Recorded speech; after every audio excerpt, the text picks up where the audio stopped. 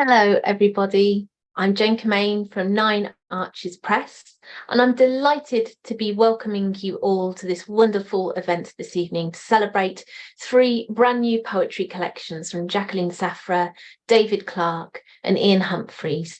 Thank you to our lovely audience as well who are joining us digitally here on YouTube. We're live streaming tonight, and it's lovely to see so many people joining us from wet and wild Gloucestershire to Nine Elms, Zurich, Cheltenham, Leeds, Totnes, Norwich. Thank you so much. It's lovely to have you all here with us around the lovely glow of our screens as we welcome you all.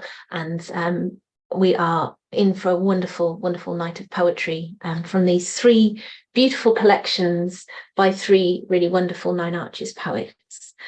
So without further ado, I'd like to say a few words of introduction to these collections and to introduce for our audience our three poets who are going to read tonight. And please do use chat on YouTube. It's really lovely to know that you're all here and to hear your reactions or read your reactions to the poems. And our poets will see them as well. So thank you very much. So these three wonderful collections that we are publishing and have been publishing this summer and this autumn: Velvel's Violin by Jacqueline Saphra, David Clarke's A Field in Winter, and Tormentil by Ian Humphreys. I think these three stunning books are linked by several common threads, but one that I was thinking about particularly this afternoon is that of memory and the importance of poetry as a way to record, as a way to commemorate, as a way to make fixed, as a way to resist, as a way for language which could so otherwise easily be lost, be put down, to be noted, to carry emotions, events, thoughts, feelings. They also, all three books, I feel, find ways in which the past and present cross over. They delicately find those eloquent echoes, and they carry with them their mix of warnings and of hope. These are poems also of connection, family, belonging, and love. Tonight's first reader is Jacqueline Saphra, who'll be reading from her new poetry collection, Velvel's Violin. To tell you a little bit about Jacqueline first.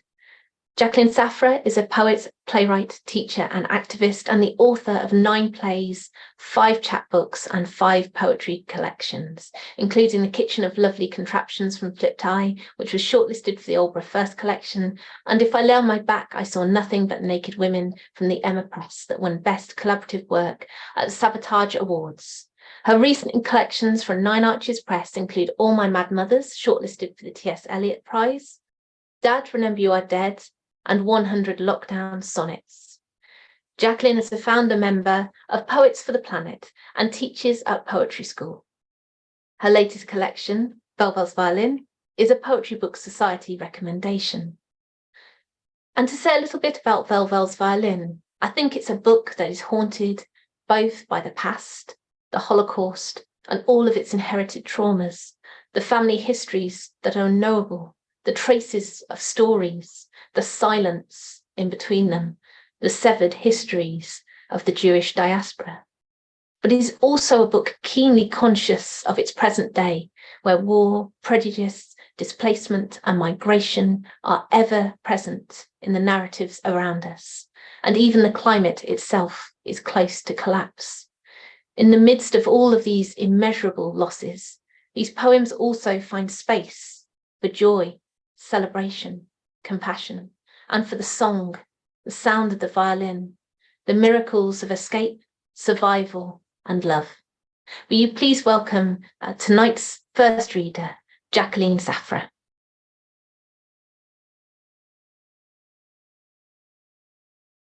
Thanks, Jane. I feel a little bit, I can feel myself tearing up actually, hearing you say those things, and also talking about the links between my book and the other 2 books that we're going to hear from. So thank you. And I'm going to read a few poems from different parts of the book that come from different angles. But there is a little epigraph right at the start of the book from a rabbi. And it's from the Pirkei Avot, which is part of the Mishnah, which is the book of oral Jewish law. And it comes from Rabbi Tarfon. Do not be daunted by the enormity of the world's grief. Do justly now, walk humbly now. You are not obligated to complete the work, but neither are you free to abandon it.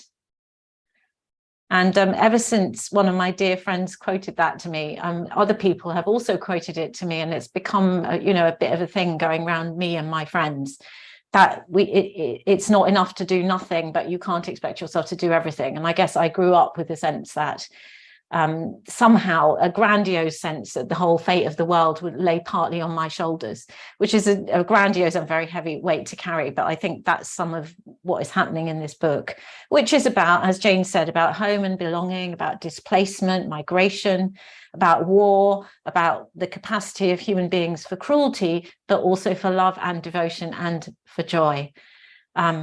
And it's also about a lot of the problems we're facing now in the way that human beings are living on a finite planet. All this seen through a Jewish lens, because we can learn lessons, I think, from the Jewish experience about the experiences of many displaced, abandoned people. And so I'm using the Jewish narrative basically to tell a much wider story. And the title of the book, Velvel's Violin, comes from an anecdote by a survivor of the Holocaust called Rachel Stibble, who was a child during the Second World War and spent most of her childhood in barns and bunkers and holes in the ground to hide from the Nazis. And she wrote a memoir, which is fascinating. And the poem that I took from it is a very small story from inside that memoir. And you'll hear more about that later. So I'm going to begin in Poland, which is actually where Velvel came from with his violin. And as you're probably aware, when the Nazis deported the Jews to murder them, the local populations would loot the houses and generally move in as well. And this comes from a trip that I took to Poland to see if I could find the place where my grandparents had come from, very near the Russian border. So this is called Tomaszów Lubelski, which is the name of the town. We found the family house. At least we thought it was the family house. It seemed to fit the description, but nobody knew the exact address, and there were no records. Should I knock and ask for a tour? I was not certain that request would go down well. After all, I might be one of those Jews of the recurring nightmare, wailing for reparations. Prodigal returned at last to reclaim what was not mine. So there were no records, and generally there are very few records, at least of my family. I'm conscious that I have English friends whose families go back centuries, who can go and look at records, at church records or at birth certificates, or go to graveyards and see the graves of their, going hundreds of years back. So this one, which is also early in the book, is something about belonging and place and homeland. And it's called Where?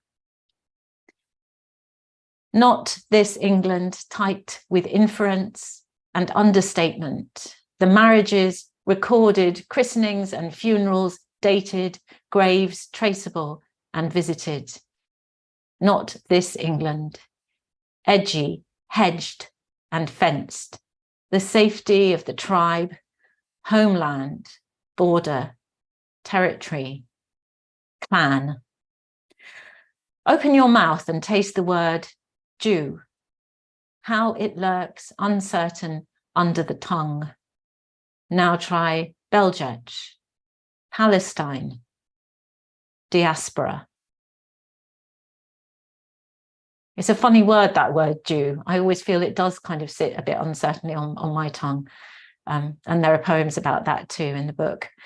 But I'm going to move on to a set of 3 poems in the book, which explore something that happened to me when I was on my way to COP26 on that fateful day when there were a lot of storms, and I've been sitting in Euston Station waiting to get a train, and eventually thought I'd got on one.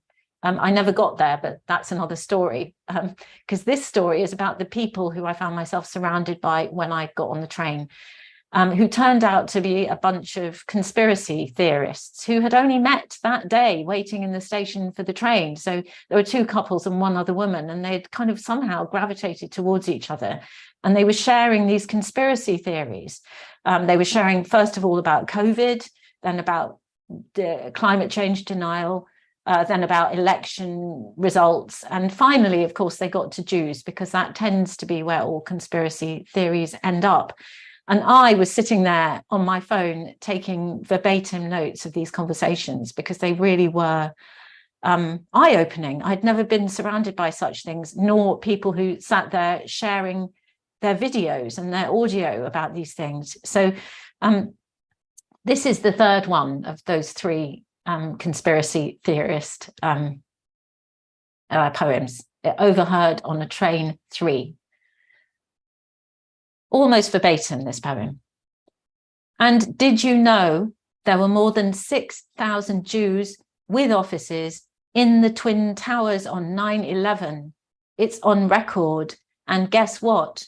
Not one of them turned up for work that day. I mean, Jesus, just saying, there's evidence. Look, here's a video. Somebody said to me, did you say you were Jewish? I said, what do you mean, did I say I was Jewish? You must be joking. Of course I didn't. So just in case we think that these things are in the past, they're not in the past. They're very much in the present. So I'm going to read the title poem now. I think it follows quite interestingly after that bit of denial.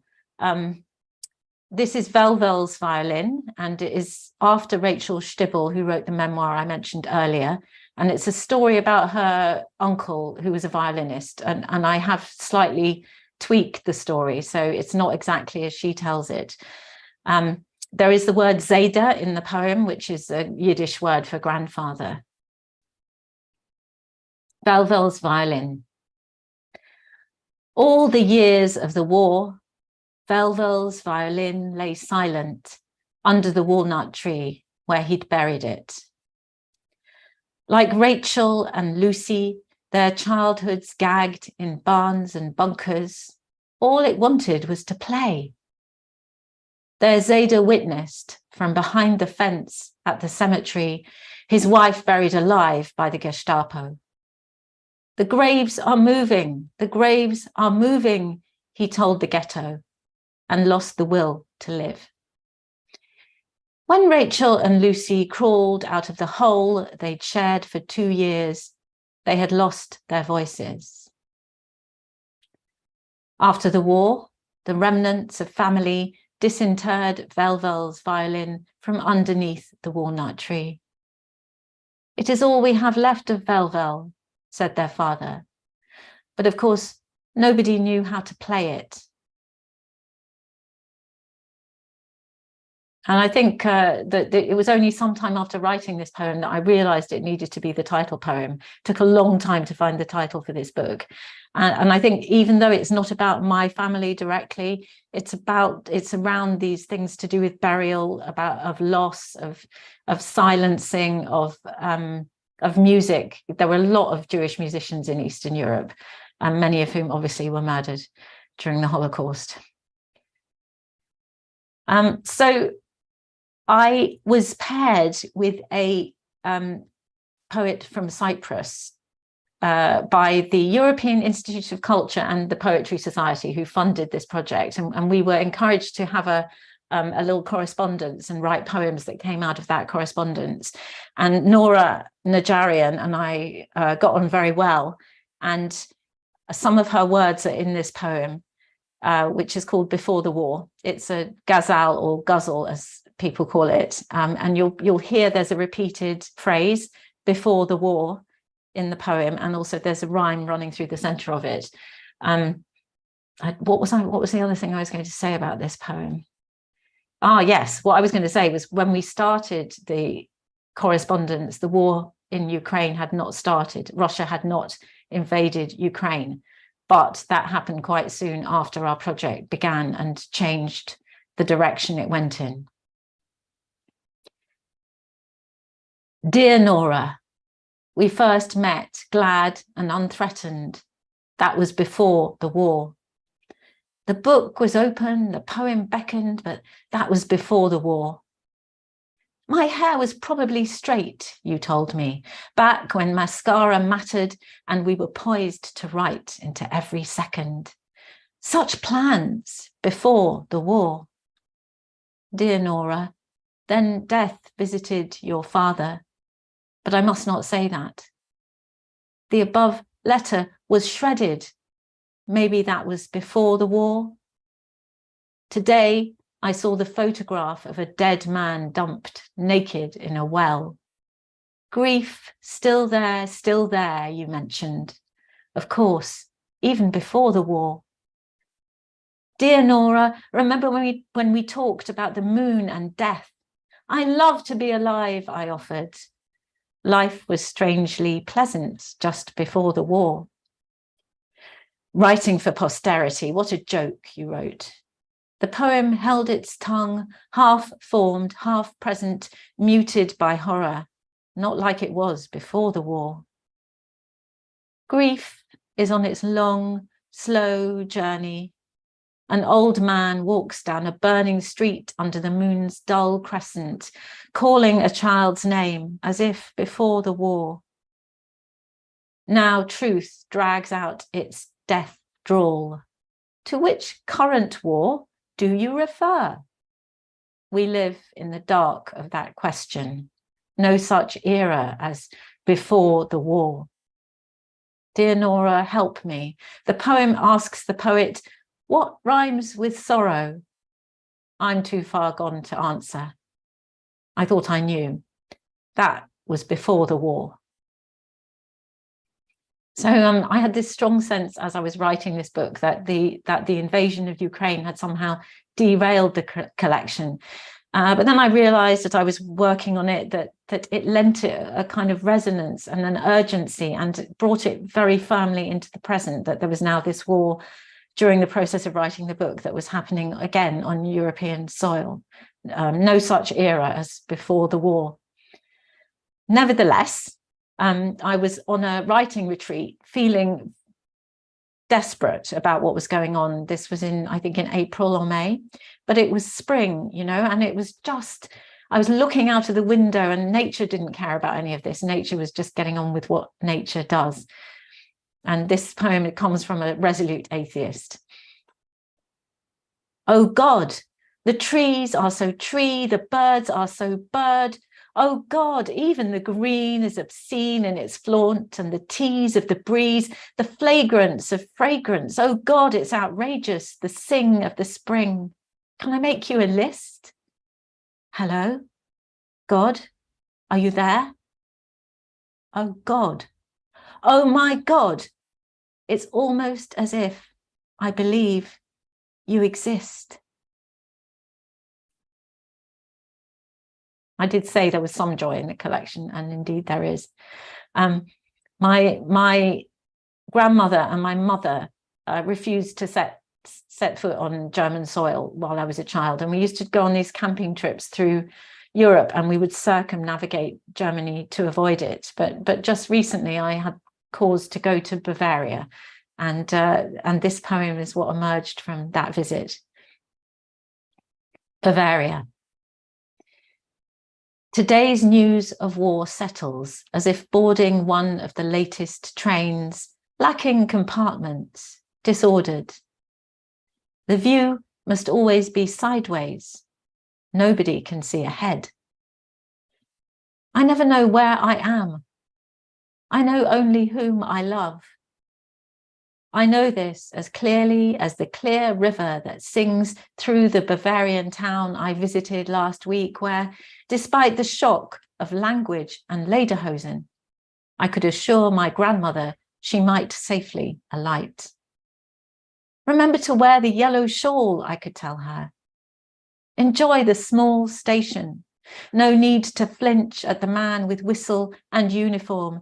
Together we can walk these streets where not much happens anymore. You are not forgotten, I could tell her. The smooth and the wrinkled, the quick and the dead.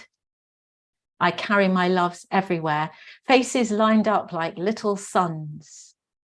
The train keeps moving through the fog. I gather about me all that is good, like this reckless yellow shawl passed down by my grandmother, who bought it in Switzerland for the price of a month's wages just after the war. So there is a kind of ongoing theme in this book of yellow. Yellow comes up a few times, and I think it's a kind of reclamation of the yellow star, that yellow keeps coming up as a colour of optimism and beauty. So this is my last poem. Thank you very much for listening. This is a poem called Schmutters, which comes from Yiddish. There are a lot of Yiddish words in this book. It means rags. It also refers to the rag trade. If you're in the schmutter trade, a lot of Jews in Eastern Europe especially were tailors, because it was one of the few professions they were permitted to take up, including people in my family. My grandmother was a very good seamstress, and she made lots of clothes, not so much for me, but for my dolls, actually. There are a few Yiddish words in this poem. Schlepp, which means kind of carry with some difficulty. Kinder, children, and chutzpah, which is, you probably know, but is a word for extreme cheek, really. So thanks very much for listening. Thanks for organising this, Jane. And that massive thanks to Nine Arches Press and Angela and all the work that you do for all of us. You're just fabulous. Schmutters. These are the rags our foremothers and forefathers pieced together like prayers in the murk of sweatshops. Scraps they schlepped from door to earn something out of nothing. Manna for the survivor, food for the kinder who lived to beget my ancestors of long buried names, who begat, nevertheless, my great-grandmother Shana, who conjured by her own hand a yellow dress that caught the eye of Jack, the nice Jewish doctor, who married my grandmother Bessie, the communist, who begat Adrian, Robert, Felicity, and my own mother, Mana, the teacher, who did not care a button for the tailor's art, but begat me, Yael, I who can write this poem but barely fix a schmutter to a schmutter, I who begat Jacob, Tamar, Ethan, Melissa, and therefore, by the covenant of these pages, bless and remember the yellow dress, the thread, the needle, the thimble, luck, feet, donkeys, carts, tracks, trains, courage of crossings through loss, through fear and storm, the fruit of the labour, fruit of the dreamer, fruit of the chutzpah that has kept us alive and brought us to this season. Thank you.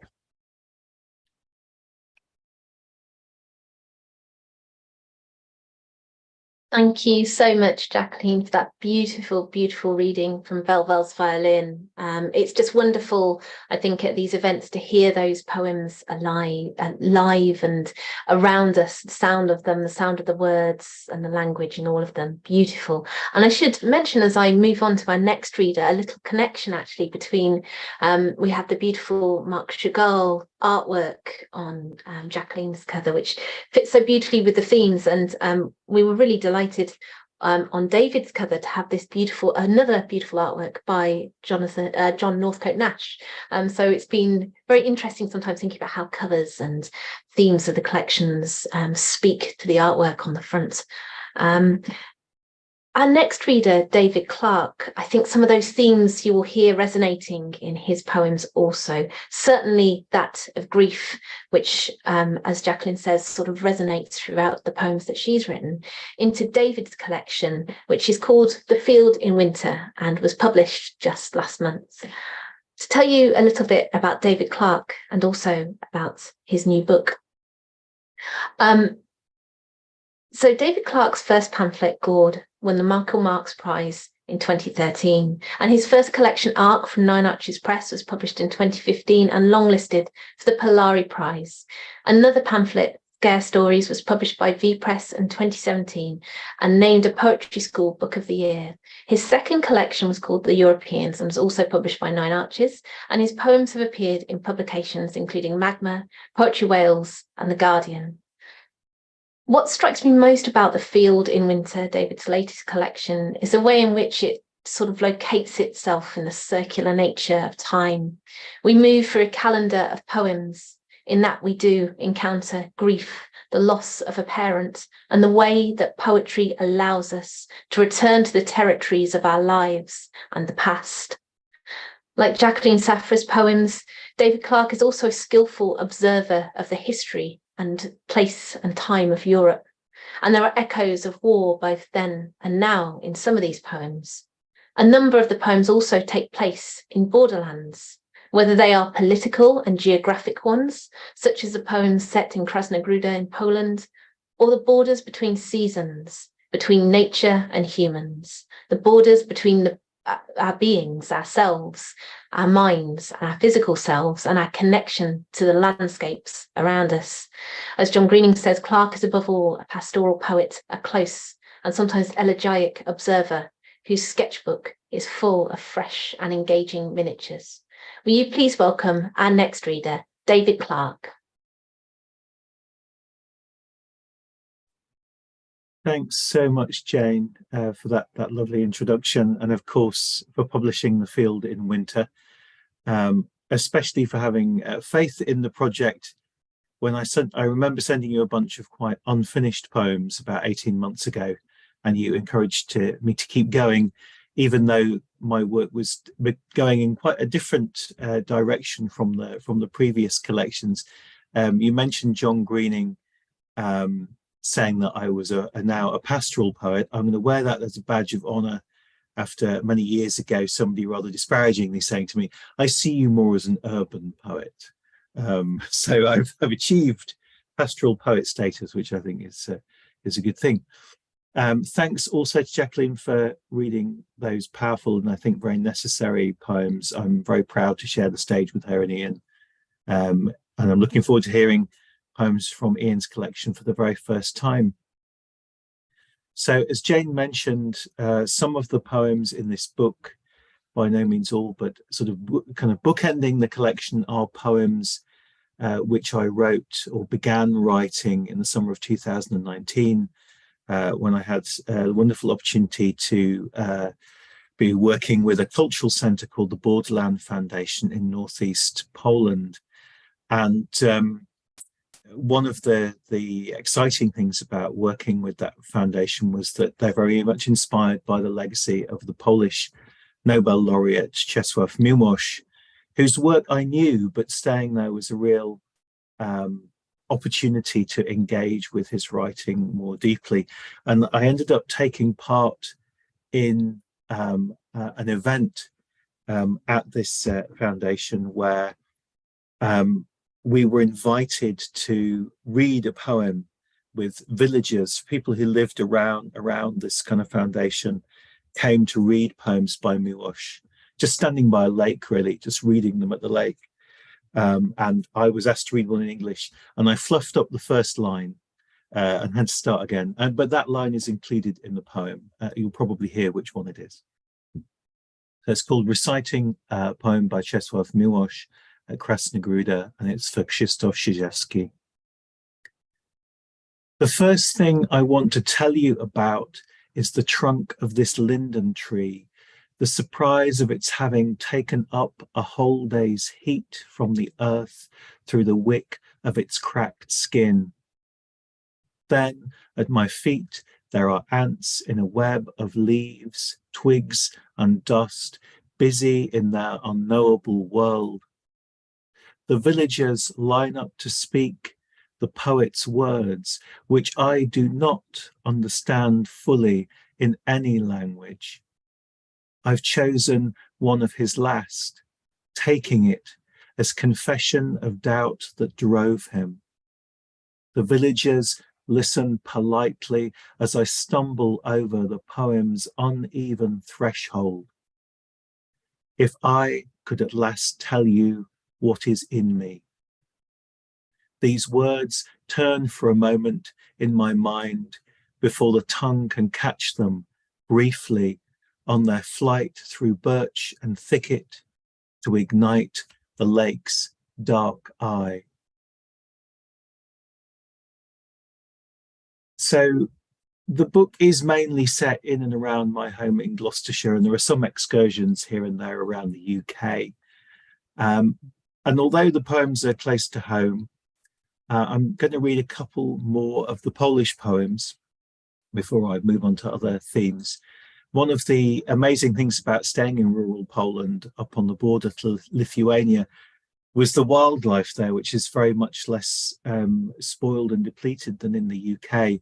And one of the features of the region is the many storks you see wandering about the fields, which really are massive birds when you can get very close to them, and they're sort of pecking about in the fields looking for insects. There are two poems in the book about the storks, which is why this poem has quite an odd title. It's called Another Stork at Krasnogruda. So there is a stork at Krasnogruda earlier in the book. Another stork at Krasnogruda. We build a tower for you, stork, to set our rickety luck on, a garland of broken things. By season's end, your young will shit it grey and white as cloud.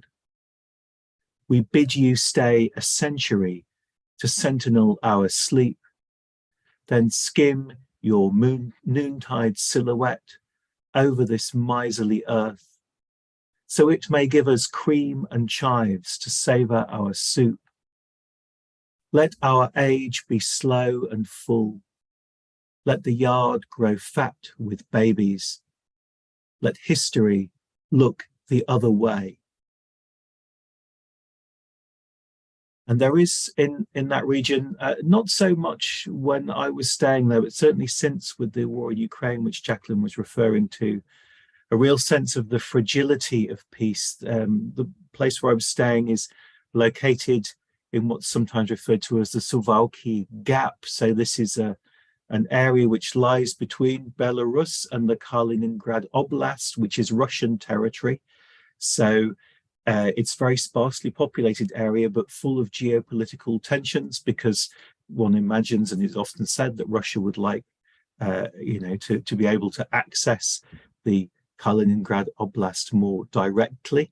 And that's become much more of a concern since the invasion of Ukraine for people living in that region. This poem picks up on the idea of the fragility of peace. The day the soldiers come, they'll give you 20 minutes to pack. Think now what you'll need without this place you call home. And remember the woman too stunned by those uniformed men who smoked and laughed in her kitchen to use that precious time. She sat by the cold grate while her boy packed one suitcase.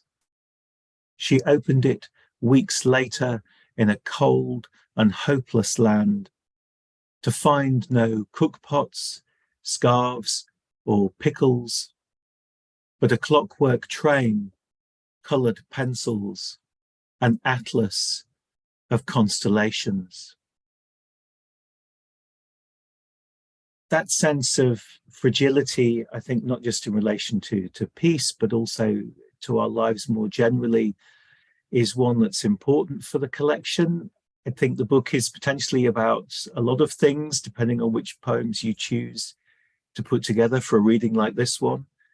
But I think what it's centrally concerned with perhaps is how we make sense of that fragility on an individual, collective level, also on a planetary scale in the face of climate change.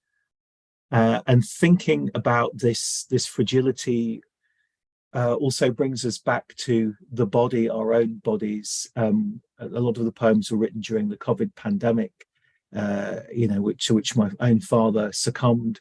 So I was thinking a lot about that fragility of the human body, and it started me thinking about a story that my own grandmother had often told, repeatedly told. Marginal. All history has a hinterland. Those villages where news of succession arrives by donkey 2 years after the old king was sealed in his tomb. Those valleys where people leave their houses to watch a plane pass low, no war from their one recruit who hobbles blighted back to his plough. Which brings me to my grandparents, who heard a bomb that overshot a target of some real importance and used their bodies to shelter the cradle that held my father. Ailing his milky skin, they heard their own hearts beating in the silence before the blast. So I have said that the book begins with that first poem about reading a poem by Miłosz at Kresnogruda, and there's a linden tree at the beginning of the book there. And the penultimate poem in the book finds me looking at a cherry tree on the corner of my own street one evening when I'm out walking our dog Bear. If I turned around now, I could just about see this tree. And there are lots of trees along the way throughout the book. In fact, I have said to people when they've asked what it's about, that it's about me looking at some trees. But luckily, the marketing team at Nine Arches has come up with a much better way of selling the book. That's not a piece of marketing genius there. There are some animals in there as well, not just the storks. So hopefully that provides a bit of variety. So this is the cherry tree at the corner of my road. And it's called In the Street of Late Evening. I almost forgot to mention the bark of a cherry in the halogen light of that new street lamp. How this made the tree more like a fractured landscape, the wound of its slow eruption, the agony of shedding skin inadequate to its final form. This is trivial, I realize. The tree, a passing shape, this world, a doomed form of knowing, by which I mean my world. Still, there seems no option but to grieve this coming loss, how we fail to save our only vision. Without us, no beauty will arrest and change a human eye. This mattered at that moment very much, and somehow not at all. While the tree self-shimmered or exhaled in that denatured glow, the dog scouted grass nearby, beholden to his houndscape of odours, its bursts of anticipation.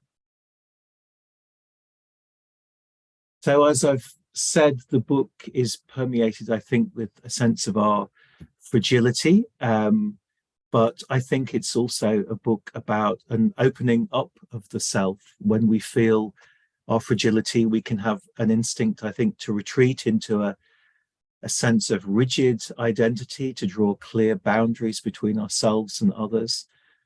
But coming back to Miłosz, who I mentioned earlier, there's a famous poem of his called Ars Poetica, although he includes a question mark, Ars Poetica, question mark, where he says, I quote, "The purpose of poetry is to remind us how difficult it is to remain just one person, for our house is open and there are no keys in the doors." And I think this poem is in that spirit. And I'll finish with this one. Thank you very much for listening. It's called The End of Summer, and it is the last poem in the book. The End of Summer.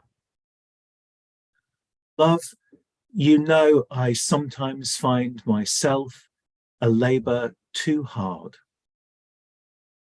And yet, this morning, the radar of my heart longed for the contours of the world. I walked outside and saw two crows who basked on pantiles, blacker somehow for the sun.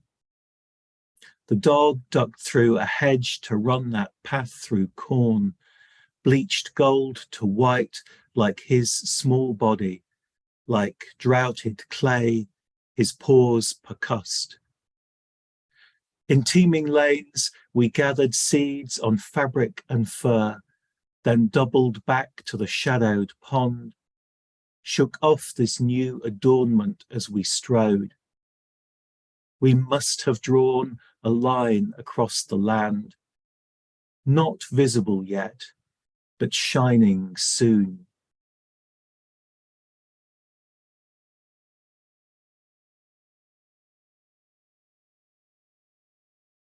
Thank you so much, David, for that beautiful, beautiful reading, and for bringing us to the end of summer, which this sort of funny point in September with the lights starting to fade in the evenings. It feels like we're very much in the moment of the poem. And such a beautiful reading. Thank you. I think the fragility of things is so interesting. And in the same way that trees populate the beautiful collection, The Field in Winter, I think in Ian Humphreys, our next and final reader for this evening, his new collection, Tormentil, the little Tormentil flower, provides a similar way of experiencing various themes. First of all, to tell you a little bit about our next reader, Ian Humphreys lives in West Yorkshire, and his debut collection, Zebra, from Nine Arches Press, was nominated for the Portico Prize. He's the editor of Why I Write Poetry, also from Nine Arches, and the producer and co-editor with Sarah Corbett of After Sylvia, which was published last year, also by Nine Arches. Ian's work has been highly commended in the Forward Prizes for Poetry and won first prize in the Hamish Canham Prize. His poems are widely also published in journals, including Poetry Review and Poetry London, and he has written for the BBC. Ian is a fellow of the Complete Works. So to tell you a little bit more about this beautiful, bright yellow collection, there's another connection between our poets and colour and ideas and things. This wonderful book has a little Tormentil flower on the cover, and if you buy the book, you'll also find not only Tormentil in the poems, but between the pages as well. Like David's collection, this beautiful book begins in landscape and in a space of grief and loss. The moors of West Yorkshire, with their vast wild landscapes, become a place of solace and of seeking. And here that motif, the flower, known for its power to heal, winds its way through Ian's poems skillfully. Here's also a conscious echoing of the then and the now. Humphreys reflects on activism and pride, the hard-won rights that can so easily be lost. And ultimately, this book, in all of its accounting of loss, Tormentil finds in the frithing of harsh and sometimes hostile conditions something that will keep us moving, the sense of belonging, celebration, the many facets of identity that make us who we are, all of the hope and all of the healing. I'm absolutely delighted to welcome our next reader, and our final reader, in fact, this evening, Ian Humphreys.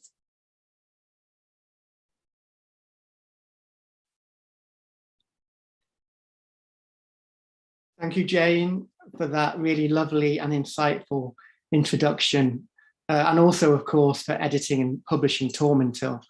It's such a delight to be a Nine Arches poet. Thanks also to Jacqueline and David for your wonderful readings. I think it's fascinating. I kept hearing all of these links between our three new books. And there's so many things like memory, grief, belonging, family, history, dangers about what's happening in society now and how we shouldn't ignore them. And also things like the colour yellow and fragility with health and also with civil rights gains as well. So it was just really, really amazing to hear all of those links. So it's a real pleasure and an honour to read beside both of you. So I am going to start my set with the title poem from the book Tormentil. And the book only arrived 2 or 3 hours ago, so I'm just a little bit excited to have it. And yeah, the poem is called Tormentil. It's a really short poem, and it introduces the collection's key theme of loss, as well as Jane referred to, its main motif, which is the Tormentil flower.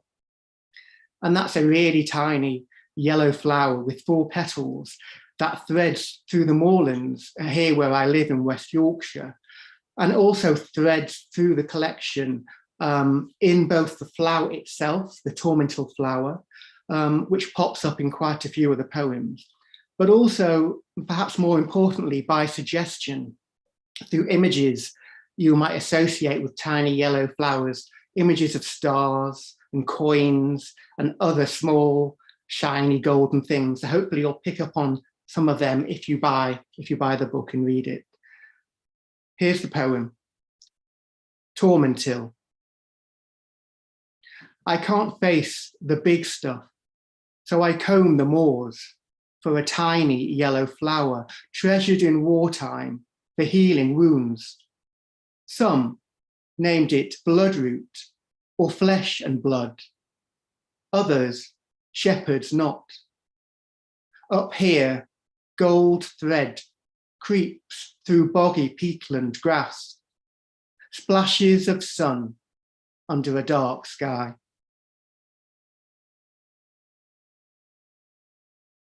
So my next poem is inspired by a really intriguing story my mum used to tell me as a child. It's something I never got to the bottom of, to be honest, so I thought I'd better write a poem about it, as you do.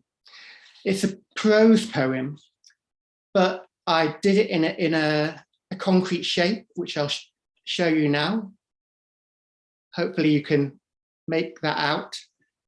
It's a slim column, and the significance of that shape hopefully becomes clear as the poem reveals itself. It's called Whose Story? When I was a boy, my mum would tell me the tale of her great-grandfather, the first black man to ride a horse in Hong Kong. He was from Mozambique, a lone soldier who rode up and down Pottinger Street as if leading a military procession. He was decorated. This was back in the 1880s. Children flung open the shutters of pastel-stained shophouses to stare and point. As he trotted past, armours threw buckets of laundry slops in his wake, washing away the sin. Men spat, hack guai. Only white people were meant to take the air up on the hill. In later years, the Chinese were forbidden to live there. So my great-great-grandfather navigated the muggy lowlands, silent and straight-backed on his Arabian steed. He thought he might make friends with the Chinese, but they had found someone they could look down on. Even though he dripped with medals, the elders said, you can bet his heart is blacker than his skin. Or perhaps their words had been sweetened that day by lychees and longans. This foreigner is a warrior, like Yazuke, the legendary black samurai. We must treat him with respect. Nobody knows where he met my great-great-grandmother or how they eloped to Macau. To be honest, no one knows very much at all. I've dreamt up most of this story because my people's history is spun on whispers and that one curious image of the first black man to ride a horse in Hong Kong. It's awful to admit, but things might be easier if my great-great-grandfather had been the first white man to ride a horse in Hong Kong. At least then we'd have some answers, official documents gathering dust in a museum, and of course, a fine statue to commemorate the occasion, man and horse on a pedestal. So this is another poem inspired by my childhood, more memory poems. But this one is set during a long, hot summer. I think it was very early 1980s. It's called Wasp in a Jam Jar. A sticky August afternoon. Our neat street swoons in the heat wave. The smell of burning eggs spirals from a forgotten frying pan. Or was it the fresh laid tarmac, sweating chemicals yards from my bedroom? Or the forbidden boys, shirtless in glue-on scowls, torching a blown tire in the precinct? Later, I watched them necking cider on the library steps, dead-legging, flicking through a top shelf glossy. Each flare of laughter stung. Dad got angry when he found out they'd planted palm prints in the soft tar. I couldn't tell him it was me, feeling my way into the dark, marking the road out of there.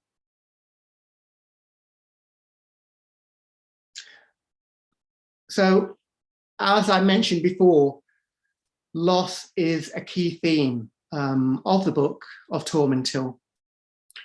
But it's not just loss relating to grief, it's loss in many of its forms, including, as I spoke about before, the loss of hard-won gains we've made as a society, I think, over the last few decades. So my next poem touches on those kinds of losses, and it also features a playground slur from the 1970s and 80s that was often directed at boys who didn't behave, shall I say, in a traditionally masculine way. So that's where the idea of the poem came from, like trying to reclaim this slur, but it turned into something really quite different. The poem's called Prayer for the Fabulous Ones. Hail, big Marys, full of gin. The love is with thee. Blessed art thou amongst drag queens, and blessed is the fruit on thy headpiece. Jesus, that is the biggest, drunkest Mary I've ever seen. Holler at the moon, you wig-slip mothers of Stonewall, Pride, of Russian queer rights activist Yelena Grigorieva, murdered after her address appeared online on a hit list, of Alireza Fazeli Monfared, 20, beheaded in Iran by members of his own family. Alireza loved lip-syncing and making TikToks.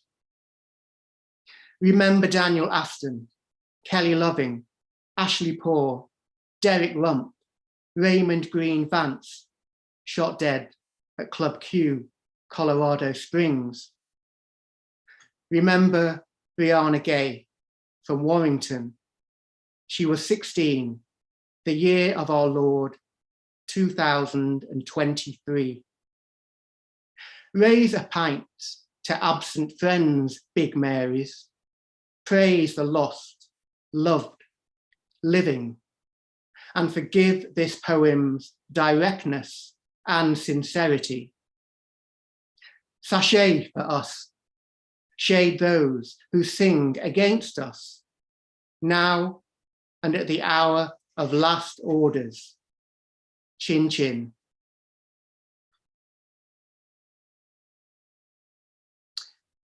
So I live in Hebden Bridge in West Yorkshire. It's a very nice place to live. I say so myself. And my mum used to love visiting myself and my partner here. And this next poem is based on a walk we did all did together quite a few years ago along the canal. And it's called the Rochdale Canal. When I find myself slipping, I hold on and remember what the canal taught me. No journey is a straight line. The last time we walked here together, I reminded you that not long ago, this waterway cut a dark scar through the Pennines, from Manchester to Thorby Bridge, its future slippery, almost sunk. But look at it now, you said. Look at the colours. On a picnic bench by the Stubbing Wharf, you slipped breaded scampi from your plate to mine. You always ordered too much when eating out, loved to share your good luck with family. I remember your smile. I told you how horses hauled the cargo-heavy boats back in the 1800s, how a wise farrier adopted the U of a horseshoe with spiked nails to grip the towpath's wet stone. Steady now. I remember you smiling at that first slip of water over wood at Loch 11. It can take an eternity to fill a void. Look at the ferns thriving deep in the chamber wall, how they hold firm, soft fingers outstretched, drowned, until the flood recedes and the sun revives them. I remember your love for these painted narrowboats, the way they garland the canal bank like festival lanterns. Listen to the jackdaws slipping and tumbling above the old mill chimney, their laughter echoing in its throat. But where is our kingfisher?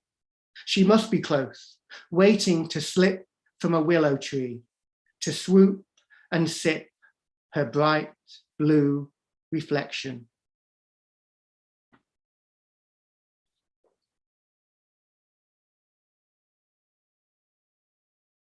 Excuse me, I needed to take a drink. There were lots of slipping and slips in that poem. Here's another lost poem. And this one is also another nature poem. And I guess if you have loss and nature together, it might even mean that this one is an eco poem. It's called Earthworm on Tarmac. O silent concertina, one mouth, 5 hearts, one arsehole, dirt pearls cast in your wake. How did you get here, needled by the furious sun? Half an hour ago, soft sanctuary, the drag of home through your body. I could pick you up, flick you onto the grass verge. I could leave you frying on the curb, plump and sausage pink. The magpie would thank me, and that curious child, his scalpel fingernails. Can you eat pain, earthworm? Do you swallow buried mistakes? You, who ploughs the muck at our feet, stirs the soup of forests past. Earthworm, are you worth bending for, kneeling for?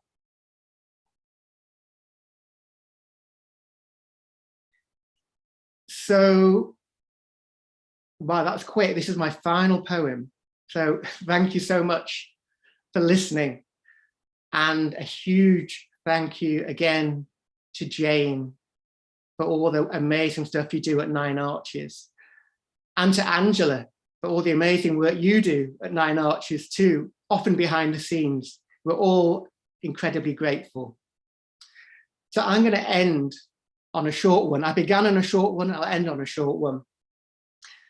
And there's quite a funny story behind this. When I took it to a workshop, someone thought it was about a drag queen getting ready for a show.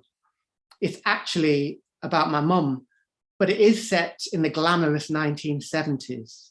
So I'm sure she wouldn't have minded. It's called Hairspray. It smelled like cheap, wet paint and pear drops. got stuck at the back of my throat. Vinyl nails, lacquered red. Ella spinning on the turntable. Vermouth, brand new tights. Cleopatra eyeliner. Zips, buckles, spritzer. 2 ropes of freshwater pearls. 2 lipsticks snapped shut in a beige suede clutch. 1 boy hovering by the dress table, immovable as your piled high locks with clip-on curls. Won't budge. Thank you.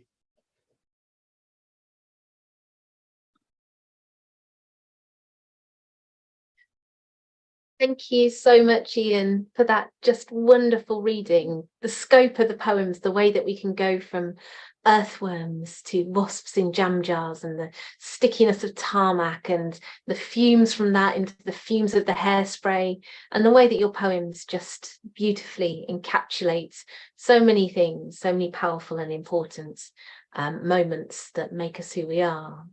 Thank you so much. And what an incredible series of readings tonight. It has been such a joy. Just to thank all of our readers again, we had Jacqueline Saphra reading from Velvel's Violin, David Clarke reading from The Field in Winter, and hot off the press arrived today this beautiful yellow collection of poems, Tormentil by Ian Humphreys.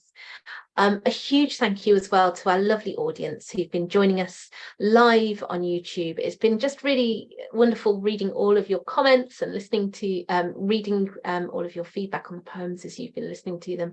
We've just had some really lovely comments, really moving. Wow, so good to hear you read that one. I came across it in a poetry mag. Gorgeous poems, hard-hitting yet tender, hugely moving, the courage. So thank you everybody who's been commenting. It's been really, really lovely to read your thoughts as the poets have been reading.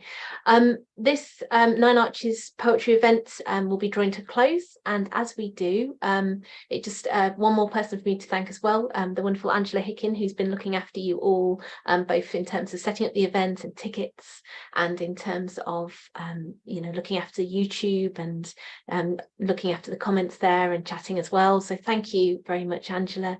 Thank you again, David, Jacqueline and Ian, for the beautiful readings. We're all going to return to the screen in a sort of final farewell and bid you a good night. So I'll just now put us all back on gallery view, and we're going to give a traditional Nine Arches Press Zoom wave to end the event, and then we will finish this evening.